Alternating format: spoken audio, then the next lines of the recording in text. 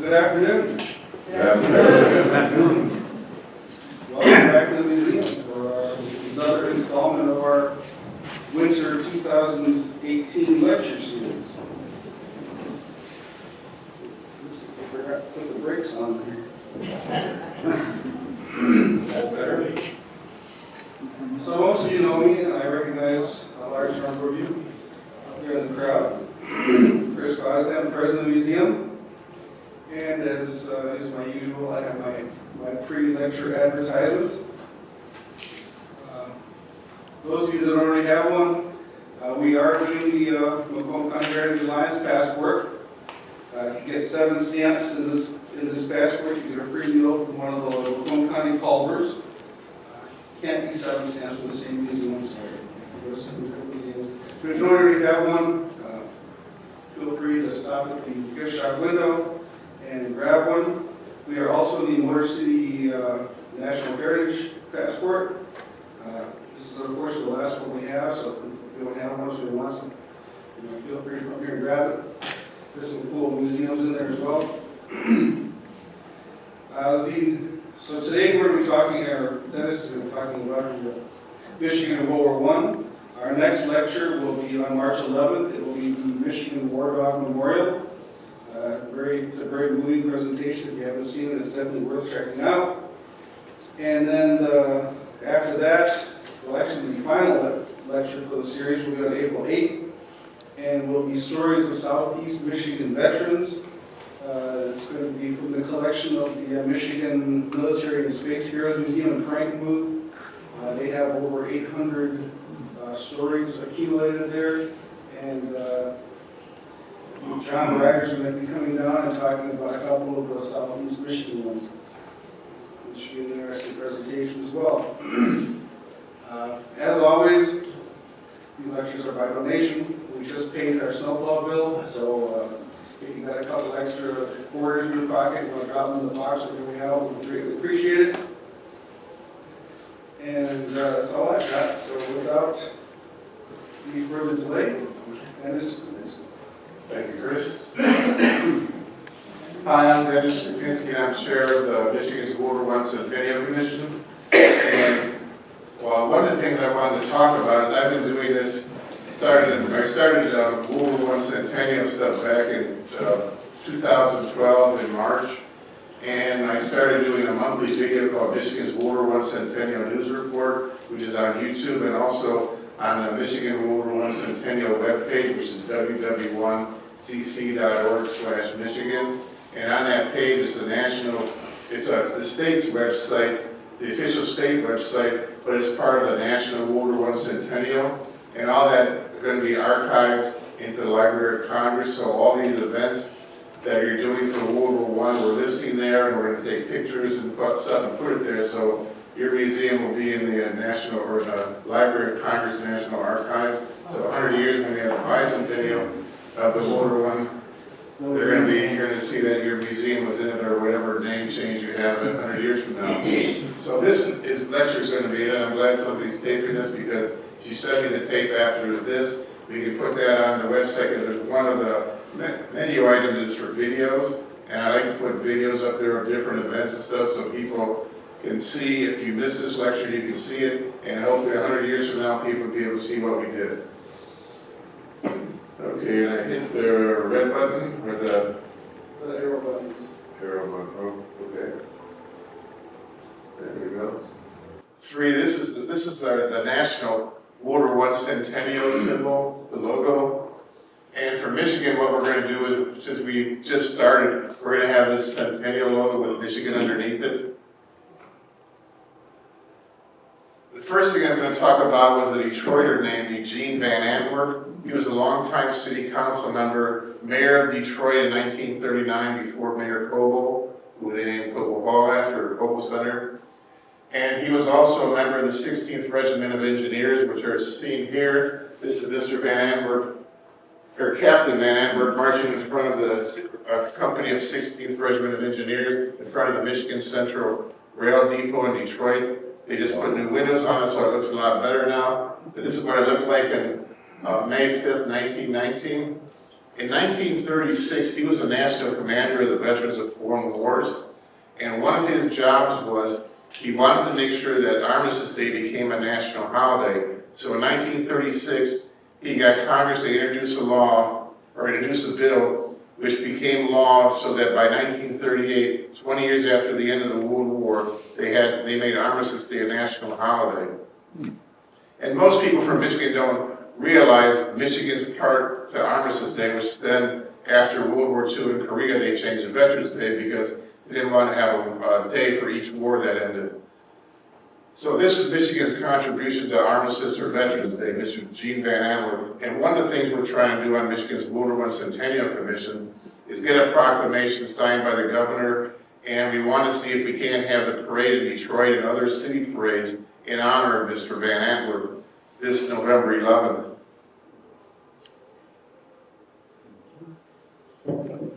What we're showing here is the flag of the 32nd Division, the battle flag. And this flag is available for those of you who want to go see it up in Lansing at the Michigan State Historical Museum and Library on Kalamazoo Street.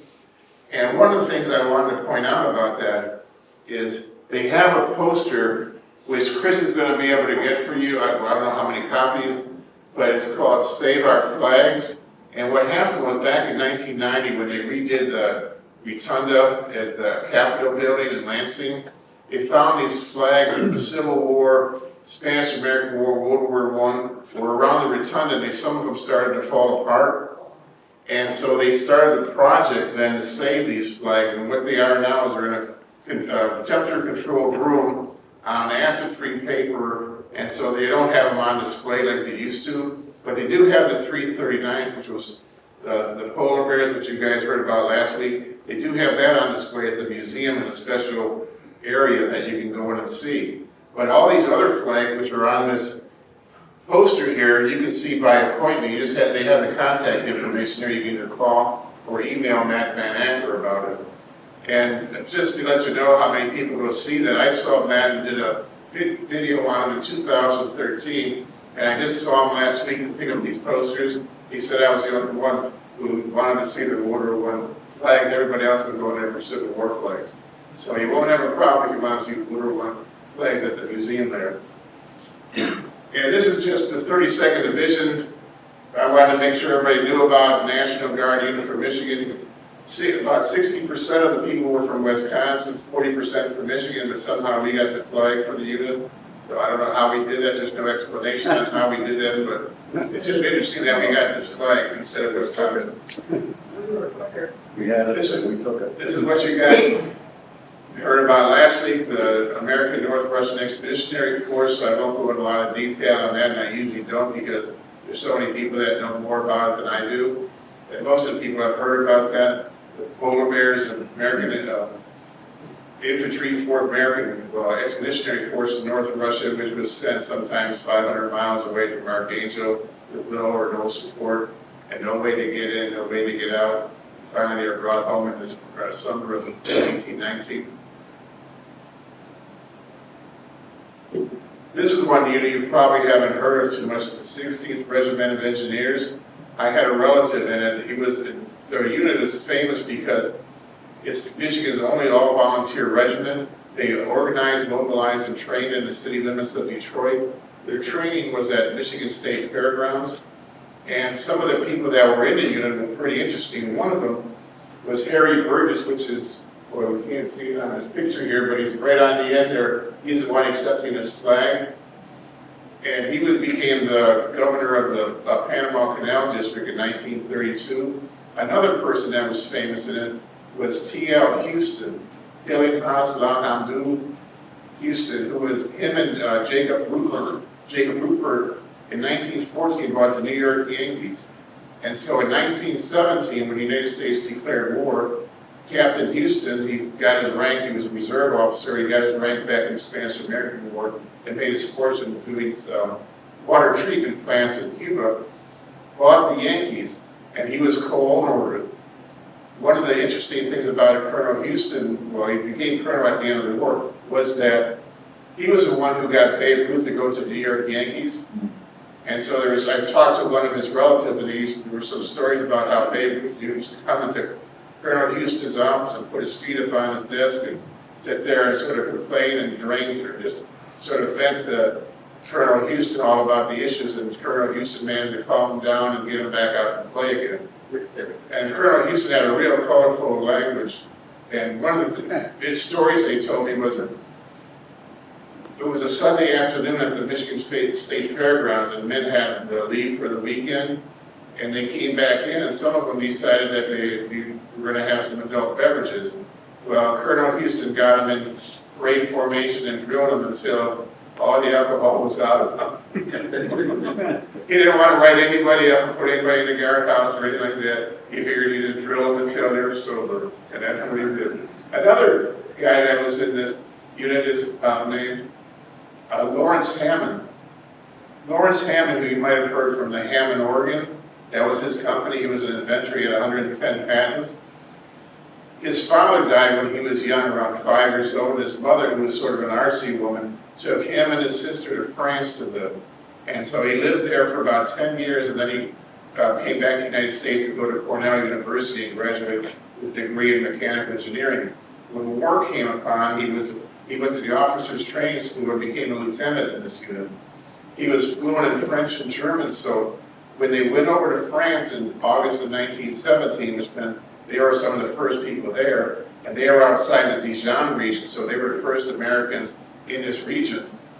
They didn't have a lot of supplies or equipment, and they were expected to build this Camp Williams. So because Lieutenant Hammond could speak French, his job was to go out and find supplies and requisition them, and then have them shipped to the camp for building.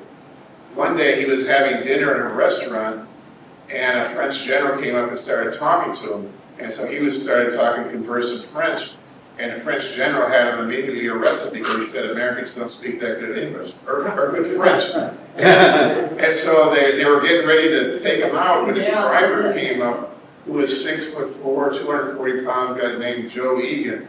And so then the French general finally realized, yes, he was an American, he wasn't a French deserter. Because they said, as the general told Lawrence Hammond, anybody can put an American uniform on and just wander off. And, I guess the French had 1970 and had a big problem with desertions. And there's a few other people, too, that were involved with the 16th Engineers, but I don't want to go into everything now. But that's something, what my job here isn't to complete the story for you. I want to wet your whistles and get you interested, and then hopefully you'll find some of these things, read about them online or watch the videos. So that's what we're trying to do here, is just get you interested.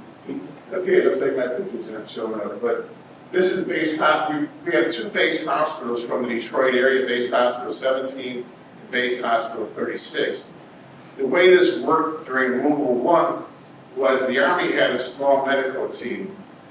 When they started expanding for the American Army, for the American Expeditionary Force, the Army was not going to be recruiting hospital units. What happened was these were volunteer units set up by the Red Cross. Base Hospital 17 was a volunteer unit out of Arbor Hospital, which is now part of Detroit Medical Center.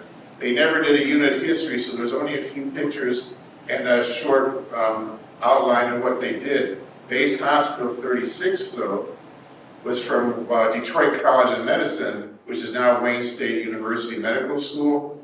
They did a unit history, so we have a lot of pictures and a lot of information about them. Base Hospital 36 was the first 1,000-bed hospital sent to France. They arrived in November of 1917. Base Hospital 17, it was a smaller 500-bed hospital. They arrived in the summer of 1917. And these two units were pretty famous over in France because they had to being from Detroit. There was a lot of people that knew about them, and they had some of the wealthier people donate to them because the only way they got their supplies was from donations. So if they took an X-ray unit over, a lab unit over, stuff, all that had to be donated. The Army didn't pay for that stuff. Trucks, motorcycles, cars and stuff, all that stuff is donated. And some of you who are World War II people, and I'm part of the Yankee Air Museum, and I was talking to somebody about the father of military aviation in America, and he said, "Oh, you're talking about Billy Mitchell." I said, "No, I'm talking about World War I, General Square." He graduated from West Point and then graduated from Johns Hopkins with a PhD in physics. He was instrumental in getting the Wright brothers a military contract, and he was the first military passenger on a plane with the Wright brothers. So, United States at the time was a leading aviation country as far as military went in 1907. By 1914, when the war came around, we fell about dead last. But during 1916, he was the chief of aeronautical section of the Signal Corps. There was no Air Force at the time or Army Air Force, it was just a section of it. And so in 1917, he became head of the Signal Corps, which meant he was in charge of all the communications and also aviation. A couple of the things that he invented was multiplexing. Multiplexing is when you can send multiple signals over copper wire. At the time, the United States had the most advanced communication system in the world for military. Over their transmission systems, they could send telecommunications or voice, and also they could do the Morse code, so you got voice and data. France, Great Britain, Germany had each separate lines for those.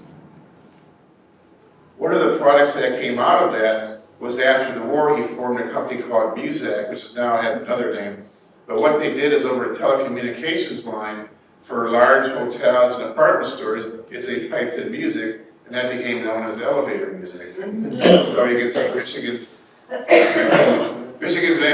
doing a lot of contributions. Some of them are good, and well, some of them are so-so, but at least you've got some good stories to tell about Michigan from World War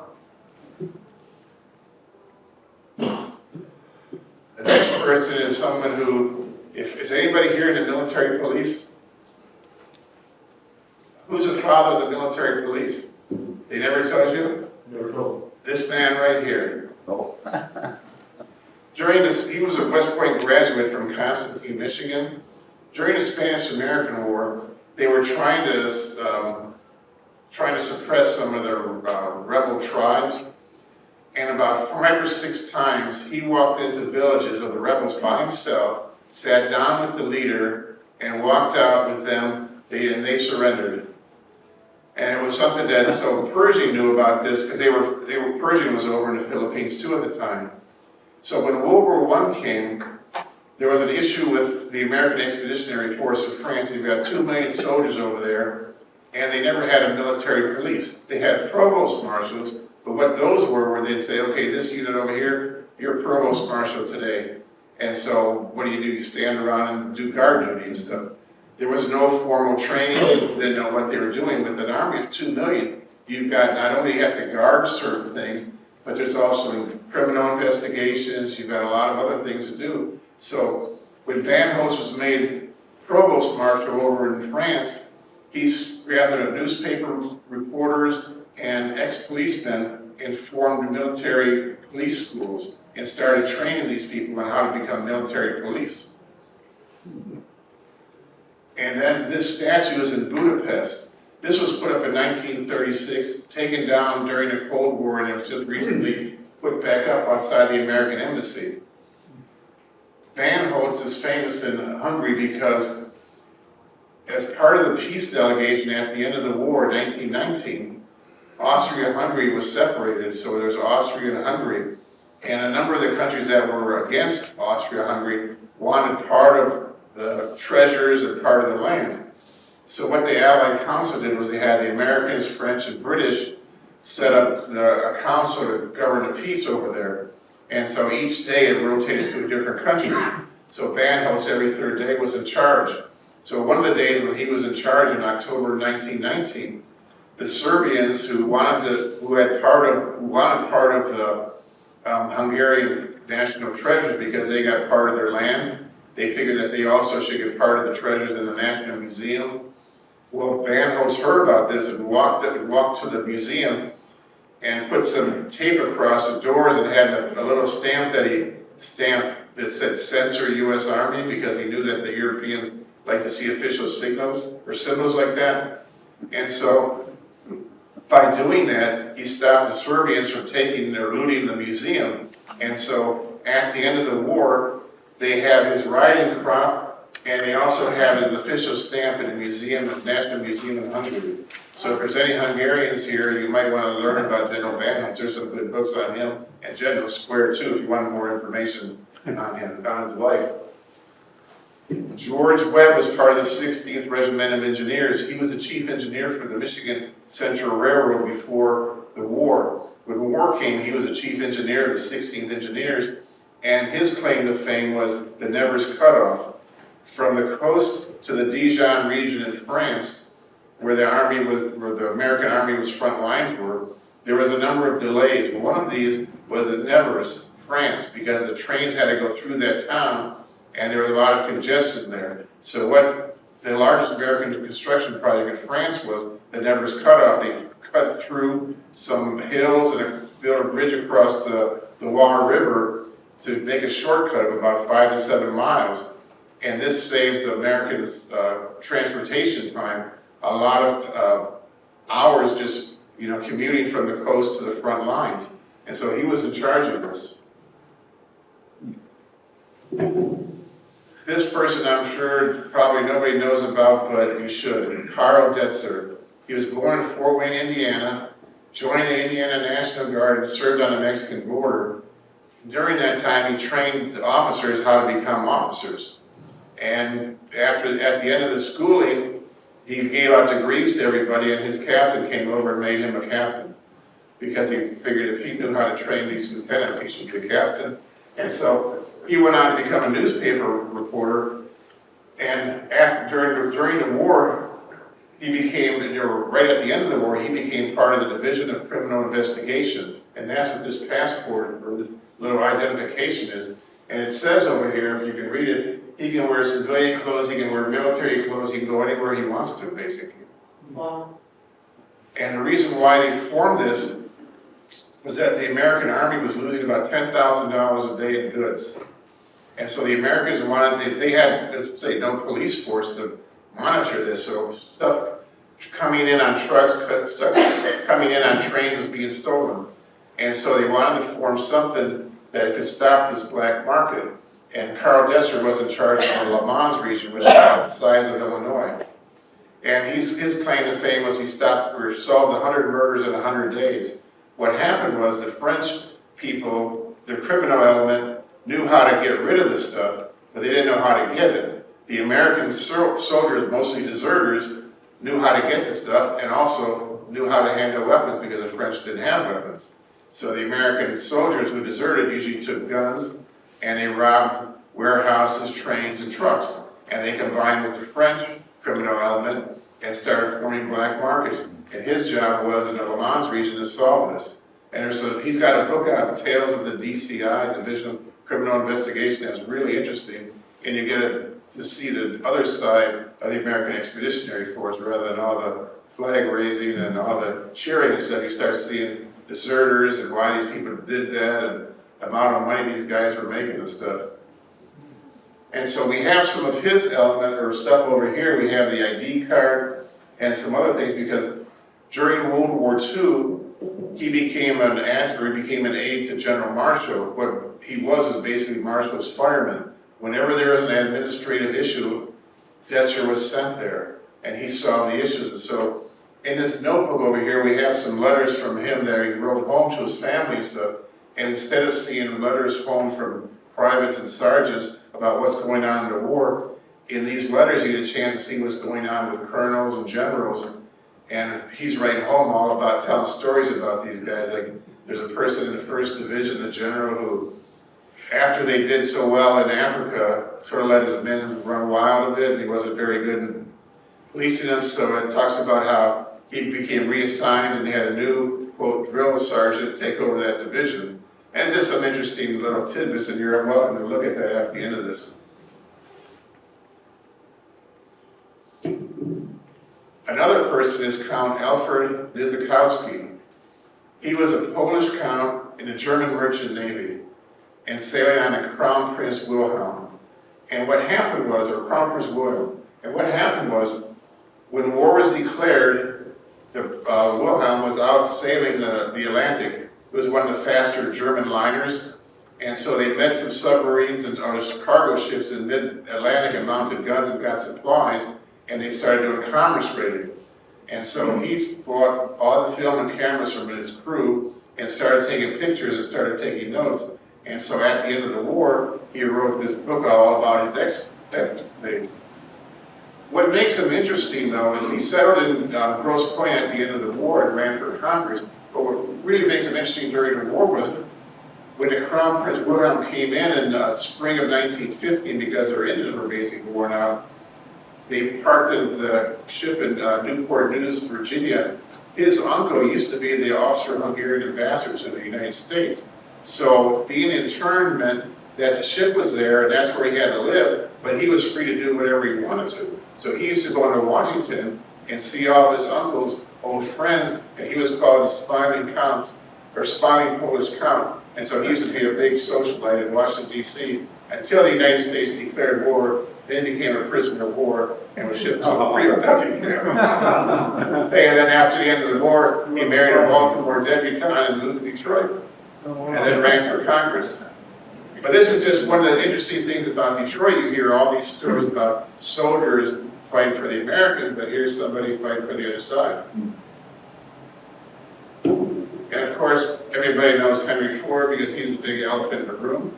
And Henry Ford was one of these people that probably had the greatest effect from Michigan on the war, because, say, the assembly line, Chris did a great talk a couple of years ago at Yankee about the arsenal, or the dress rehearsal for the Arsenal of Democracy. Well, during World War I, this is when they did their dress rehearsal. The assembly line process, breaking down products into small pieces, and then so unskilled labor could manufacture it. So that was there. Once the war came, they used to hire before the war came, they used to hire 50,000 workers to keep 10,000 on the factory line in Highland Park. Once the war came, they could no longer get Eastern Europeans, so then they started recruiting from the South, which brought up poor whites and poor blacks, which then, during World War I, Michigan only had 2,000 black soldiers in the American Army. During World War II, there was a lot more, but say during World War I, we don't do much on black history because there isn't much. So, and then another one of his projects was in 1915, besides making millions of dollars off the war, he was a pacifist and didn't want the war. So he leased the ship Oscar II and basically started the peace movement. Before then, the peace movement people would go to the different embassies and see different diplomats and basically be laughed off and brushed off, and were never even signed in on the official register. Once Henry Ford leased his ship and sailed overseas to the Netherlands and Norway and Sweden and stuff, and when they became officially recognized. So when these peace movement people went to see these diplomats, now they're officially recognized, noted in books and registers, so that basically you can say Henry Ford started the peace movement. Plus, he donated money and started it, so.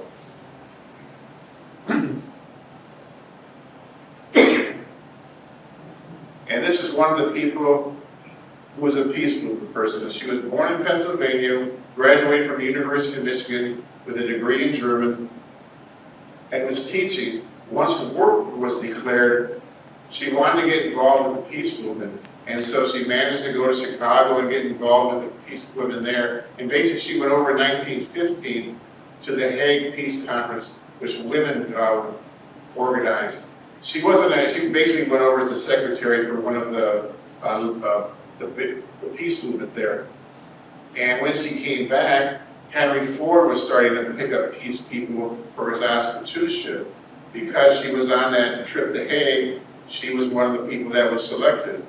Right here, they have a check, they show her with a check for $10,000 from Mrs. Henry Ford. This was in the newspaper. So after the Hague peace movement, she became big in the peace movement by becoming secretary, organizing events in Detroit, and they had rallies and stuff, and eventually she became national secretary for the peace movement. Once the United States declared war, she still continued on with the peace movement activities, even though her family and other people, told her to stop. Because at the time, peace movement was viewed as anti-American, and they considered themselves failures because they let America get into the war. At the end of the war, she continued on with her peace movement activities, and one time there was this talk from Tate Fonda was going to do a movie about her, and she was one of the earliest peace movement people, and she was from Michigan. She lived the rest of her life outside of Battle Creek raising chickens. And this is something you probably never hear about at all. Albert Schmidt and the Germans, spy network. There isn't much on it. I managed to find a little newspaper article and a picture of them. There is some stories about them in the Red, White, and Blue series that the Committee on Public Information put out.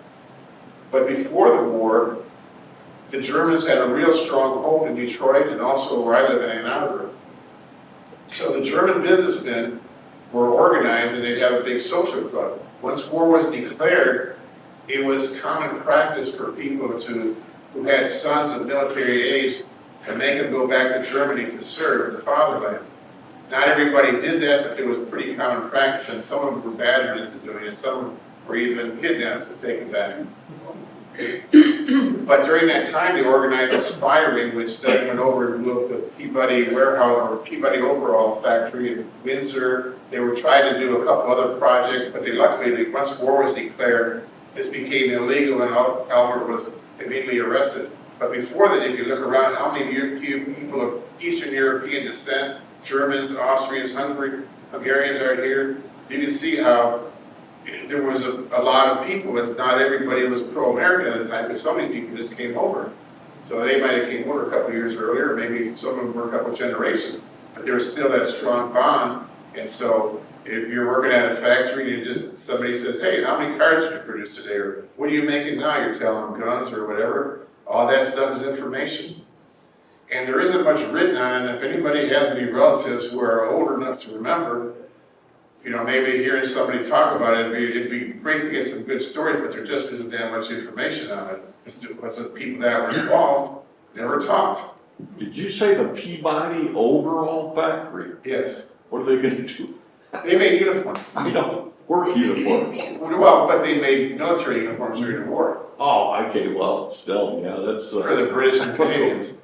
And I mean, they tried, some of the projects they did not in Michigan, but other places were, they made bombs that looked like coal, and they got people involved with filling the steamers with coal. Mm-hmm. So then they put a bomb in it and time it 3 days out and blow up. And there's a number of other things, like in New York and New Jersey, they had a munitions factory that blew up, and there's a number of things where they can't directly say it was sabotage, but it sure looks like it is. And so who knows what went on in Detroit here? Yeah. Any kind of sabotage of products, trains, transportation. Pardon me. Can you back up on that just 1 second? I have a question. Above the picture there, what does that say? Man convicted as German spy again in toils. In toils. In toils. In toils? What does that mean? In toils. He's in trouble. Oh, okay. Oh, all right, okay. But he was a German business leader in Detroit. He was well respected before the war, and even during the war, he was like the leader of the German. They had a German business group, social and business group. So it'd be sort of like the Detroit Economic Club. He'd be leader of something like that. And then once war comes, they say, well, that's illegal what you're doing, Albert. Okay. But you don't know whatever happened to him? Oh yeah, he went to jail for a few years and stuff and then got out. But it's like, and that's documented, but the spy ring and some of the projects they did, we don't know about because no one talked. Did he stay here in the States, or did they? Oh, he stayed here. Oh, wow. He got out and just, made it till World War II, and then they had the people, once again, start up.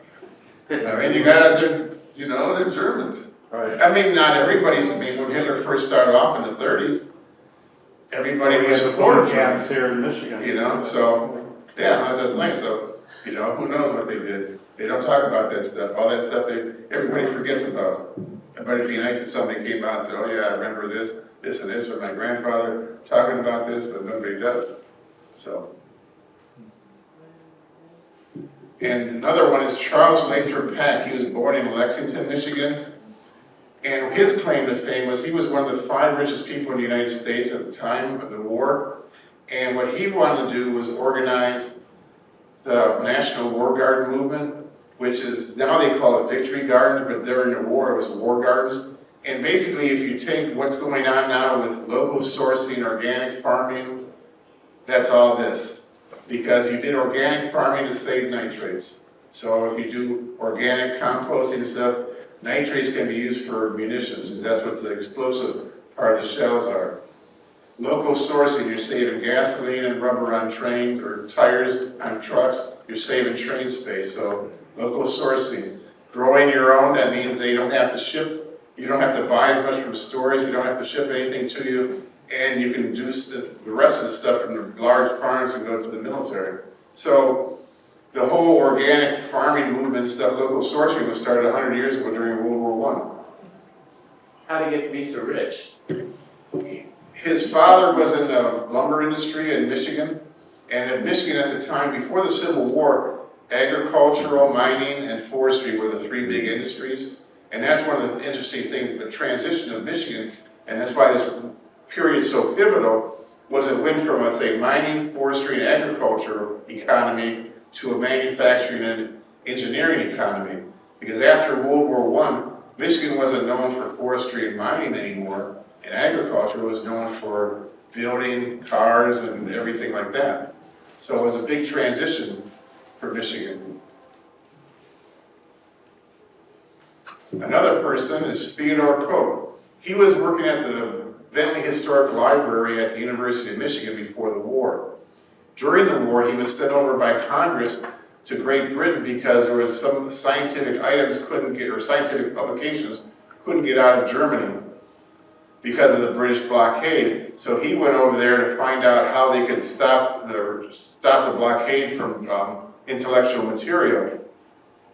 While he was over there, he found out that the British were supplying their troops with books and local newspapers. And so when he came back, he talked to Congress about this. And once war was declared, the American Library Association formed the War Library Service, which meant soldiers had free time. And so what they wanted to do is give them something to do that was clean and wholesome, such as reading local newspapers, reading books. And so they got money from some wealthy people, and he started building post libraries at all the camps in the United States, and they even started doing it overseas, also on ships. So the American Library Service was a big deal about getting local newspapers to people overseas and also books.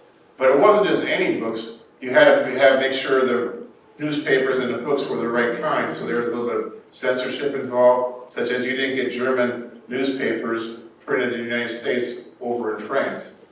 In fact, most German newspapers in the United States were put out of business during the war. But they did some, because the Committee on Public Information wanted to make sure that the American soldiers had the right information that they were reading in their spare time. And Theodore Koch was responsible for that. At the end of the war, they had a number of books overseas at some of the camps. And what happened was these were all donated and put into a library in Paris. And that's how the American Library in Paris started. And that's the largest English language library in Europe. And then once that started, there were a number of Americans who were expatriated, who were staying over in Europe, who became board members of that library. And so that's why it's a big library in Paris right now.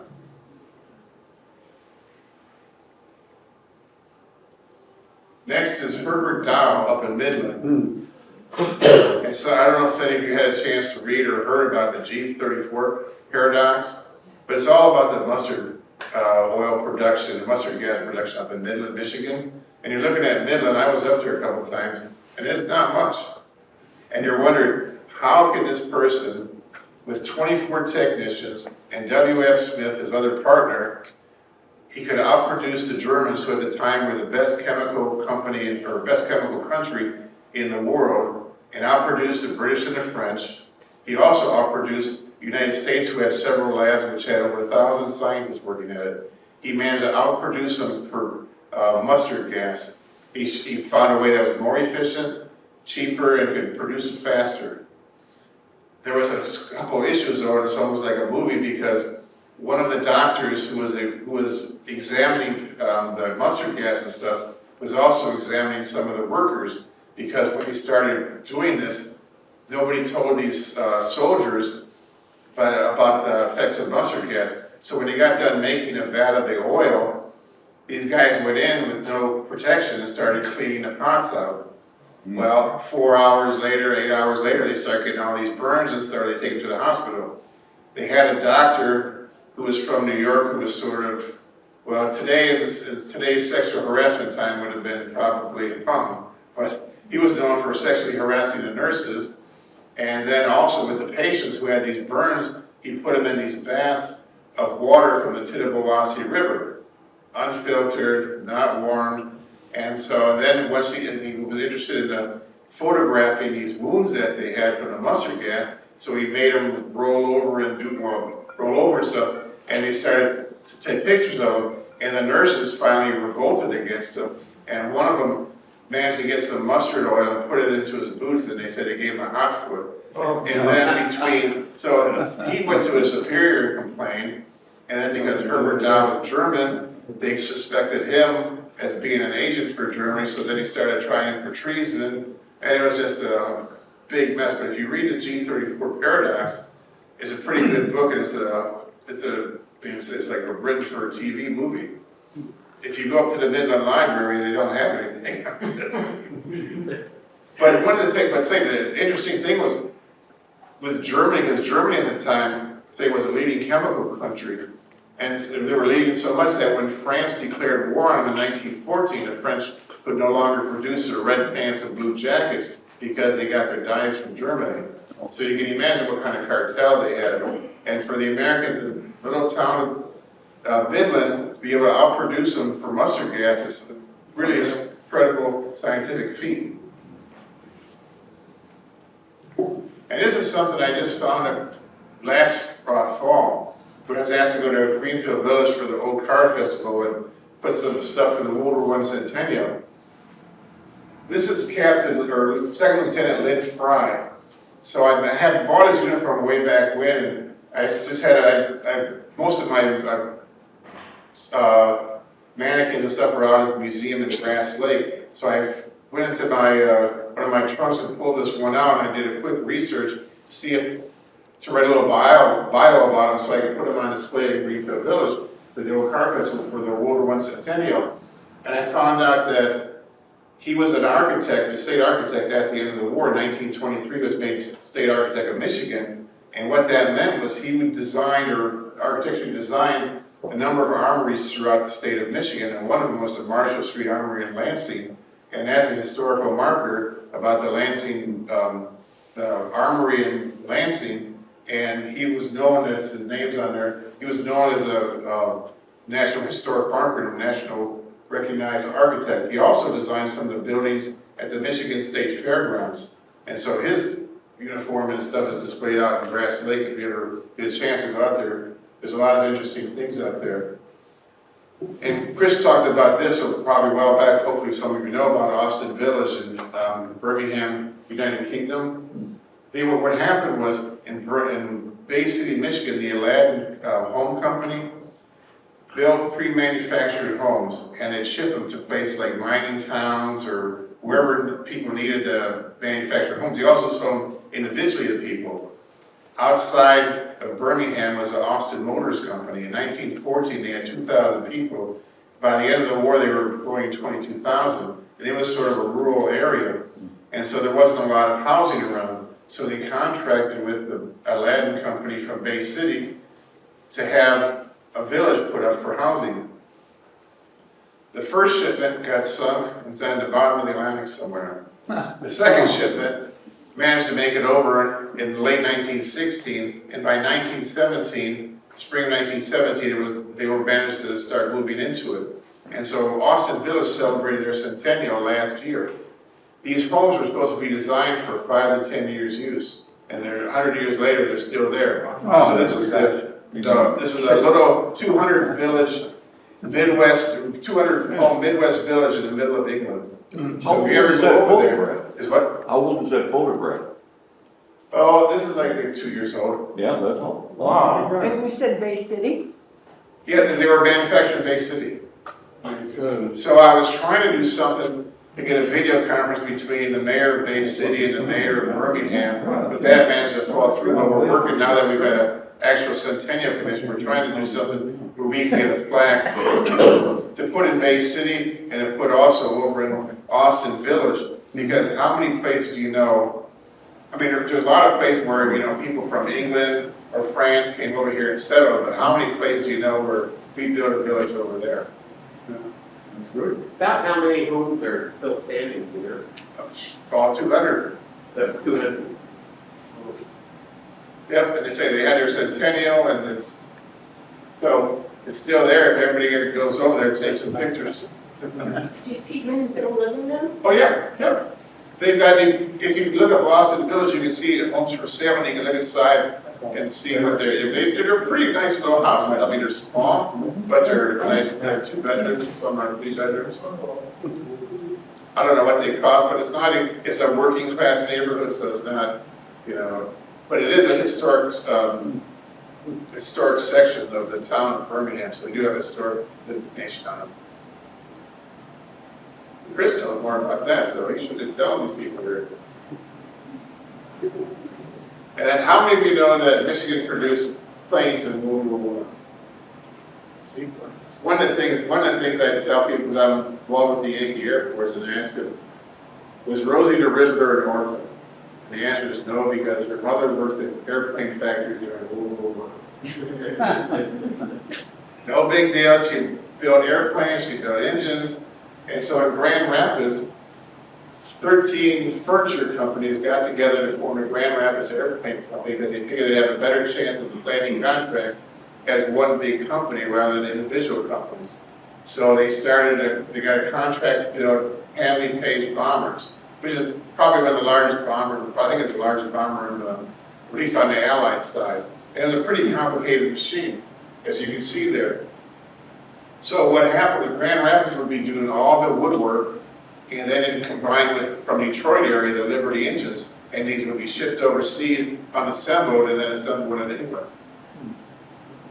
And they had about 5,000 women working between Detroit and Grand Rapids. Grand Rapids had about 2,000 or 3,000 women working at the Grand Rapids Airplane Company. And if you ever go to the Grand Rapids main library, they do have a book or a number of photos on that, so you can go and take pictures of them or look and see all the things that were being done there with women and men and stuff building these airplanes. In fact, one interesting fact was the British designed and started building these planes early in the war. The Americans actually outproduced them, and they only made these from like late 1917 to 1918. We made like 400, and they made 380. Now, I take it with what you just said, Handley Page was a British company, right? Yes. Oh, okay, I thought I recognized that name. Yeah, and then what they did was they got a license to build it over here. And what we did was we took their stuff. They'd have skilled labor building all the individual parts. We had engineers who designed tooling to make these things. And once again, he said, well, when we get to the next thing here, the Fisher Body Aeroplane Division, which was down on 75 by Springwells. The first plane they produced was a Jenny. Next they made this, the DH-4, which some people call the Flying Coffin because of where the gasoline was located. Then they also started building a 3-engine Italian Caproni bomber. And so this is another place, down in Detroit, where the women were involved building things, not just doing, the airplanes were made out of wood with canvas coverings, which then they painted. So they weren't just doing like the linen work and stuff, they were doing sanding parts, they were doing gauges and stuff because their hands were small, they could get in to find little areas to put the knobs and stuff in. So women were doing a lot of stuff during World War I.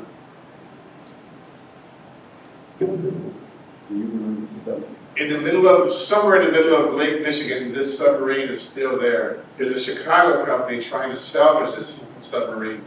But after the war, part of the spoils of the German Navy were divided up amongst various naval districts in the United States.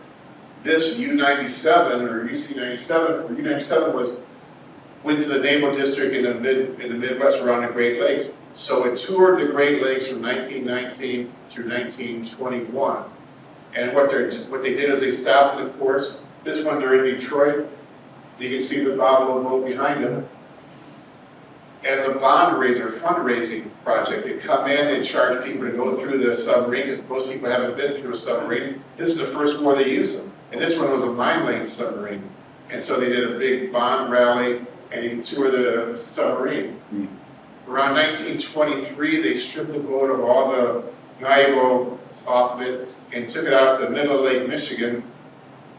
And the Naval Reserve used it as target practice. And one of the people that was on the ship for target practice was a newspaper reporter by the name of Ernie Pyle. Somebody might have heard of it. But say there's a company that's trying to raise this. That I don't know how many million dollars they need, but they got to bring it up, and then they want to make this into a museum, like the other one in Chicago, the World War II. And Henry Ford Hospital that Henry Ford built, he leased it to the government for $1 a year. And what's special about that is it became famous for its reconstructive surgery. Because of snipers and the trenches, there was a lot of facial wounds for our American soldiers, not just American, but everybody. The American soldiers came back, some of their faces were disfigured. And so the Henry Ford Hospital started working in reconstructive surgery and became some of the best plastic surgeons in the country. And now on to art and literature. We just can't talk about blood and guts and manufacturing stuff. There's a song called the Camp Custer March, which was written when someone was at Camp Custer and they decided to create some music. They had talent. You can find that on, if you go to Michigan's World War I Centennial webpage, you can find that song there. Also, there's supposed to be a picture here of the Kathy Trio with some sheet music. It's two brothers from Lawrence, Michigan, and another guy it was the Forsyth Brothers and Dusty Rhodes. And what they were, during World War I, there was no USO for entertainment. So what they did was, they brought over actors and cartoonists and other people from New York, took them over to France, and they went and entertained the troops in France and Great Britain. They also had soldiers who had talent, and so if they did, like this Khaki Trio, they got a group together, they went and applied, and they became part of the Red Cross entertainment. And so they'd go from town to town and camp to camp, entertaining the troops. We also sent over to Europe jazz. Before then, they never had jazz. There's probably some black musician from Detroit, but there's no names of anybody, so I don't have a Michigan connection to that yet, but I'm looking. Hopefully in the future we'll find somebody. Roy Gamble was with the base hospital 36 to one from Wayne State Medical University. And he was an artist, and so in the unit history, he did a number of watercolors of what was going on with the patients when they came in. At the end of the war, he came back to Detroit and started being an artist. And his first business were doing signs, but he eventually got up to becoming a regular painter after studying in Paris and stuff. And if you look around, he painted, one of his famous things was in Wayne State, he painted the deans for about 40 years. And that's in the library there. So and then he painted a bunch of other places at other museums and schools and stuff he has his paintings in. So he's a pretty famous painter. Another guy who's not from Michigan but from New Jersey, his name is Edmund Wilson. His father was the Attorney General of New Jersey, and he went to Princeton, and his roommate was a guy named F. Scott Fitzgerald. During 1916, he went to Plattsburgh like the other rich kids from Ivy League schools and stuff, and went there and played because his dad wanted to become an officer, and that's the thing you're supposed to do. Well, after going to Plattsburgh, he realized that he wasn't just a military type. So when war was declared in 1917, he knew he had to do something. I think there was some family pressure on him, and probably peer pressure. So he volunteered for Base Hospital 36 as an orderly. He went over to France and started treating these soldiers that would come in. You can imagine what it'd be like out in the trenches for a few days, and he'd start coming in. His job was to get the soldiers cleaned up and get ready to be operated on, so he'd see the worst. And so after a couple months of that, he used his political connections to get out of there. and went to Charmant with General Pershing's headquarters because he was fluent in French and became a translator. After the end of the war, he was an editor for Vanity Fair, and he was instrumental in critically helped a number of writers such as Ernest Hemingway, Nabokov, who wrote Lolita, because he wrote a book 10 years earlier about similar subjects stuff. And he was sort of a crazy person because he got in trouble because he didn't want to pay his taxes, and he was arguing constitutionally that income tax was not something that was, constitutionally viable. But in 1963, John F. Kennedy recommended him for the Presidential Peace Award. But President Kennedy got shot in November of 1963, so Lyndon Johnson presented it to him. But he was a pretty famous person. And the reason why I mentioned him was that in most of his books, he always sets it either in Detroit or has characters from Detroit. So the short time he was here, from the summer of 1917 to November of 1917, Detroit really made an impression on this person. The next is Ernest Hemingway, who spent most of his summers growing up in the northern part of the Lower Peninsula, hunting and fishing. So I'm not going to go on with him, because most of you know who Ernest Hemingway is. The next guy is Carl Detzer, who I already talked about. He lived not too far from Ernest Hemingway, and they became friends. And he lived in they called it basically a castle along Lake Michigan. And then Edgar Guest, who was a poet laureate for Michigan. And so he wrote a book called Over Here, which is all about poems from the home front. So the World War, if you're not interested in the battles and the uniforms and other stuff, there's a number of things you can get involved with: art, literature, and music. And probably the biggest thing that Michigan was responsible for during the war was manufacturing engineering. The government learned that they could go to Detroit to get stuff built, and we could break things down, use the assembly line process to mass produce things. The French and the British, with their airplane manufacturers, some of them had 14 different manufacturers for engines for the same plane. Some of them had 37 engine manufacturers, and you can imagine what kind of nightmare that is for spare parts and training people and stuff. For us, we produced a Liberty engine, whether it was 6, 8, or 12 cylinder, they were using all the same parts. And of course, Henry Ford used to get mad every time they did a change on that, because for him it was just production, production, production. And once you got your design set, you don't improve it. But that's what, so when World War II came, they know where to go to get bombers built, tanks built, and they still do. We're getting near the end, and this is Dr. Victor Vaughn. He was the dean of University of Michigan's medical school. And during the Spanish-American War, he worked with Walter Reed to try to solve the problem with the yellow fever. And then at the University of Michigan during the war, he was involved with the Spanish flu, and he got the Distinguished Service Medal for that, for his efforts. And his son was also a doctor who was over in France.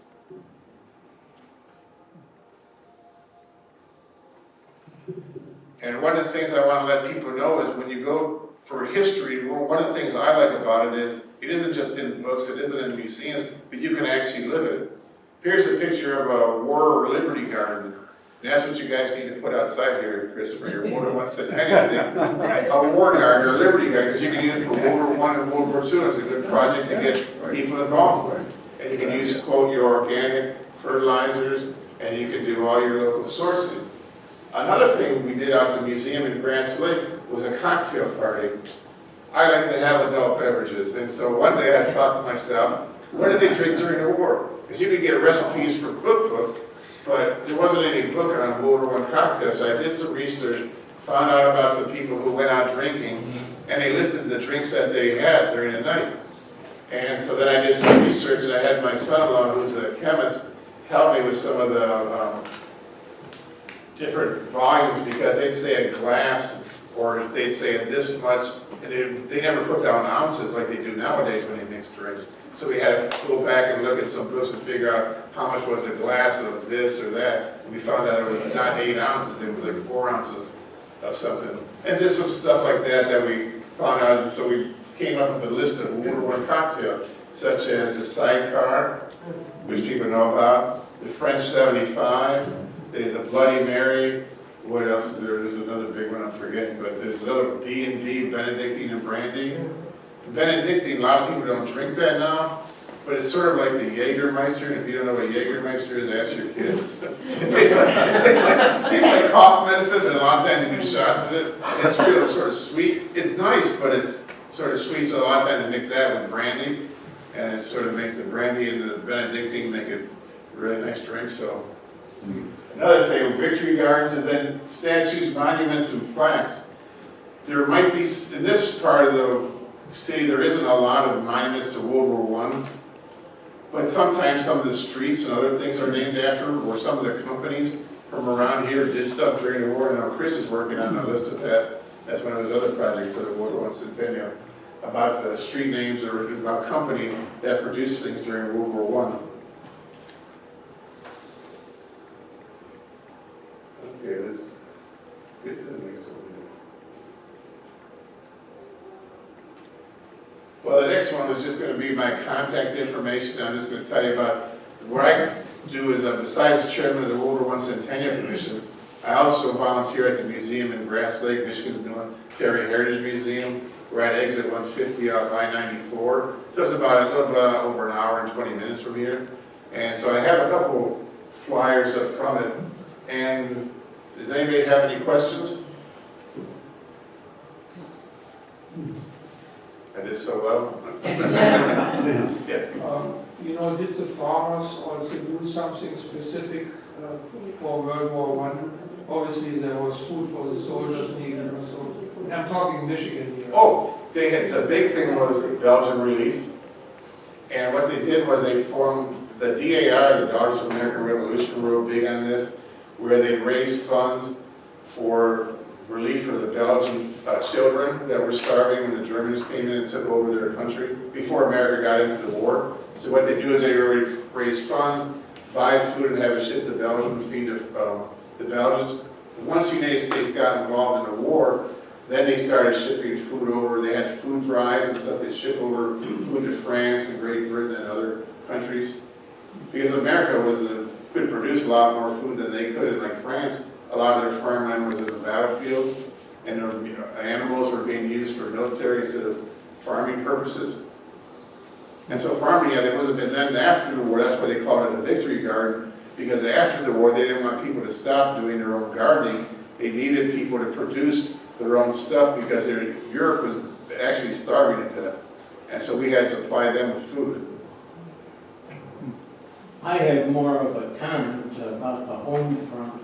One of my grandfathers at that time worked in the Pennsylvania coal mines, which were critical because all the ships used coal. So he had come from Poland, but he lived in an area that was under Austrian control. He hadn't become a U.S. citizen. And there were two federal marshals that went to each house in the coal mining community and checked credentials.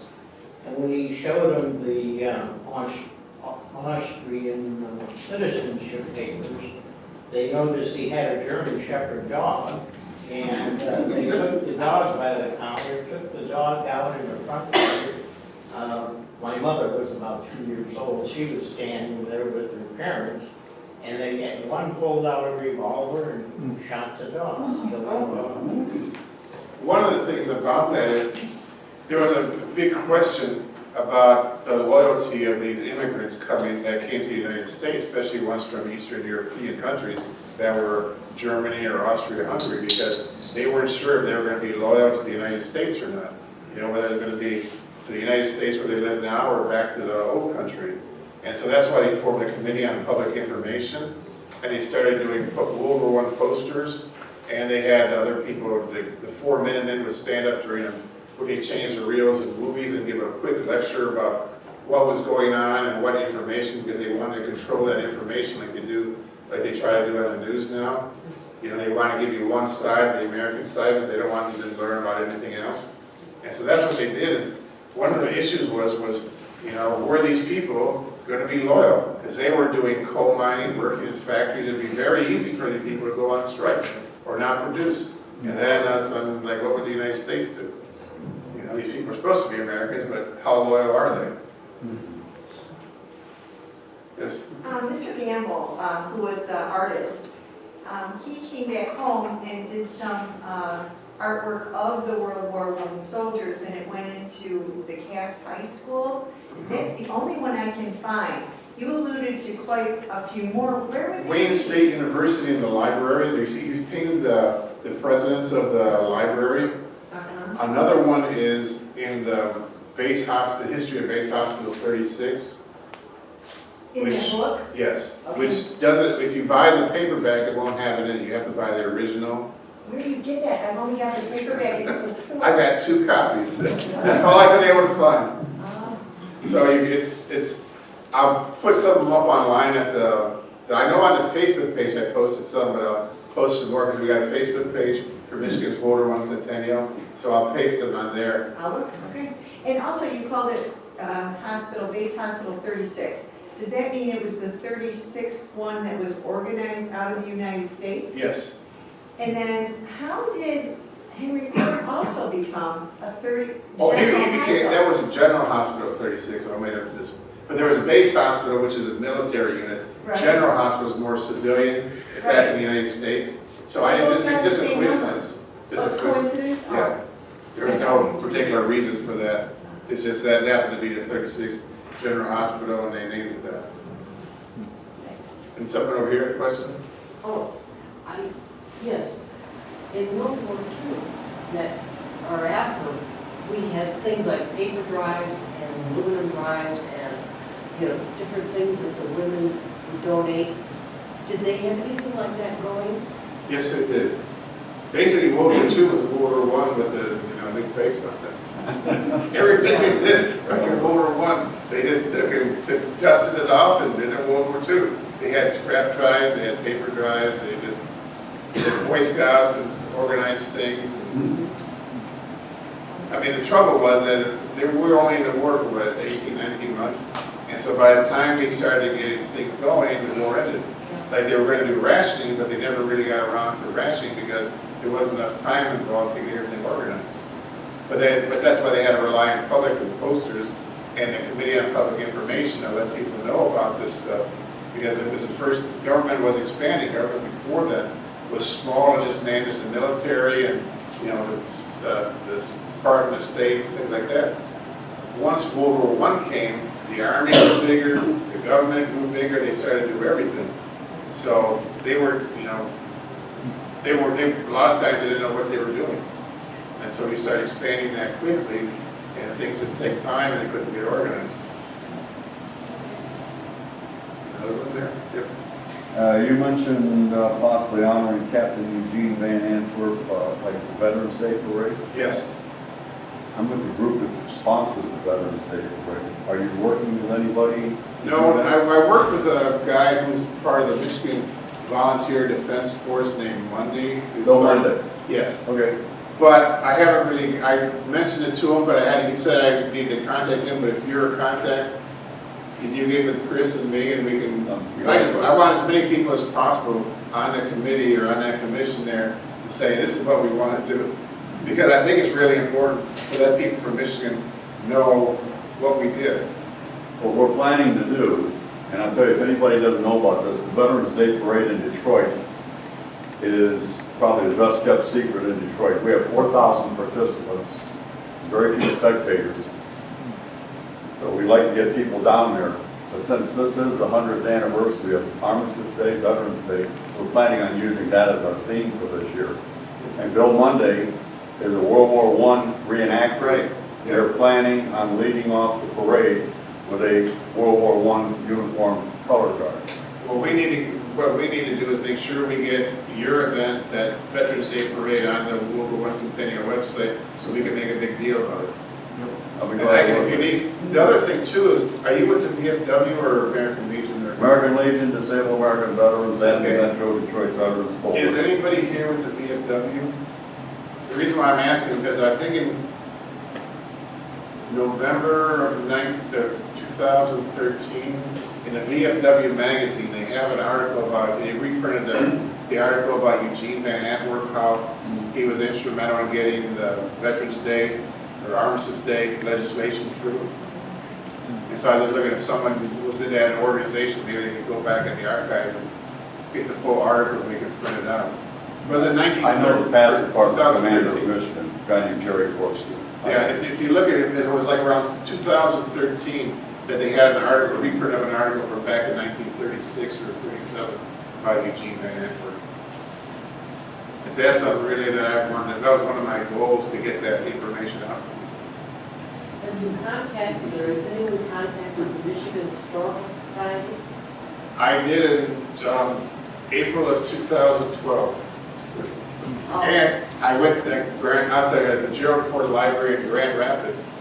And after I got up given a 5-minute sermon on World War I Centennial, everybody thought it was a good idea, but I had no champions. So then they said, well, we're waiting for the governor to make a decision on what they want to do. I got a person who was with the governor's office, and I said, you know, like, I just needed just an answer. Is he going to do it or support it or not? Because the governor in a lot of states just wrote a proclamation and a commission was formed, you know, executive order. Well, Governor Snyder didn't want to do anything. He was waiting for the Historical Commission, which is under the Department of Natural Resources. So we finally got legislation through with the help of the national people, and also the Pritzker Museum in Chicago donated $5 million to the National World War I Centennial to get them off the ground. So the Pritzker Museum designated a project manager named Susan Meningay, who helped me get with the state people, my state assembly person, Rebecca Warren, managed to get her to introduce legislation through the Michigan Assembly, and finally we got legislation. And well, we're not under the Department of Natural Resources like the Historical Commission, we're under the Department of Military and Veterans Affairs. So, and Jack Dempsey, the head of the Michigan Historical Commission, is on our board, or on a commission. No, I'm saying the Michigan Historical Society. Oh, with the magazine and stuff, yeah, yes. And that. Yes, when they've been doing articles. In fact, Okay, I had an article published back a couple of months ago about monuments in Michigan. yeah, So yeah, they're on board too. I know they're really good for Yes, helping. I just wish they did more. So Because they're right. limited to one article per magazine. I'm sitting there like, why don't you just so much to do, Yeah, and you saw this is just a little bit, yeah. and there's so much, and you know you limit it to, I think you're going to do it for 2 years, and there's what 4 magazines, or I forgot how many magazines, but there's not many magazines they print out. So there's only going to be like 8 or 10 articles, and it's like, man, there's like you could do like 30 articles, but. Okay. Did you mention the World War I memorial at the State Fairgrounds? Which is Well, that isn't actually- disrepair? It isn't actually World War I. It's supposed to be for all wars, but it's big. But it was designed in 1939 for the World War I veterans. Right. And from what I heard from the Mark Sutton from the American Legion, he's on our board. He was saying that you're supposed to be moving that down to Belle Isle. That would be good. Just like the governor, don't hang by your thumbs Yeah. until you get an answer. Well, you know, it's. That's what you say, because I was asking about that, like projects to do. You know, there's also what's known as a World War I inventory project. They're part of the World War I Centennial group. And what they do is they go and inventory all the World War I markers and monuments and stuff, and then they try to get groups to get organized and do restorations on them. And so if you go to the Michigan World War I Centennial webpage, there's a map there that has, I listed all the, just pure World War I monuments in the state. So if there's a monument that had World War I Korea, this and that, I didn't do that. I just did a pure World War I ones that, and their markers, plaques, or anything. So if there's anything I missed, please let me know, but I think I've got just about everything. That's just for World War I. I've got one. Yep. I found one in the middle of Mount Clemens from St. Peter's and St. Yep. Mary's. Do you Yep. got that one? Yeah, it's on there. The statue with the guy standing up. Yeah. It's a really nice, the boys, it was for the boys of the parish that, yeah, Yes. it's on there. You got that one, huh? That's cool. Yeah, there's a lot of obscure ones too, some little plaques somewhere. There was one that used to be at the Michigan State Fairground, which I'm working with Jack Dempsey to see with the Historical Commission, see if we can restore. It was a plaque for Base Hospital 36 and the 16th Engineers who trained there. It was on one of the buildings. And when I used to live in California, and I came back in 93 to go out there and do research on it, and I asked the people at the state fairgrounds where this building was, and they said the building was no longer there. I said, well, where's the plaque? And I showed them a picture of the plaque, and he said, it's not around here anyway, no one's seen it for a number of years, so. Somebody took it home. Yeah. Or whatever, or they went down with the building or whatever, sometimes. Shaving with it now. Yeah, who knows what they're doing with it. But that's one of the things we're trying to do, is create awareness of all these different things that went on during the war, so people, you know, at least understand it, like street names. In Kalamazoo, there's a town, there's a street named Westnedge, which is named after Colonel Joe Westnedge. Here, there's some, we don't have any streets that I know of that are named after World War I people, but there used to be a school in Detroit named Guyton, who was the first American soldier killed in German soil. So that the thing about it was it killed in German soil because the Americans in the 32nd Division were in Germany when they first were deployed in the Alsace-Lorraine region, and so he was the first person there killed, not the first American killed over there, but the first American killed on German soil. So they had a big ceremony up in Everett, Michigan, back in 1923, and the president came and this and that. But they named a school after him in Detroit, but I think they tore that down now. What was his name? I know his last name is Guyton. If you go to the World War I Centennial webpage, look up biographies.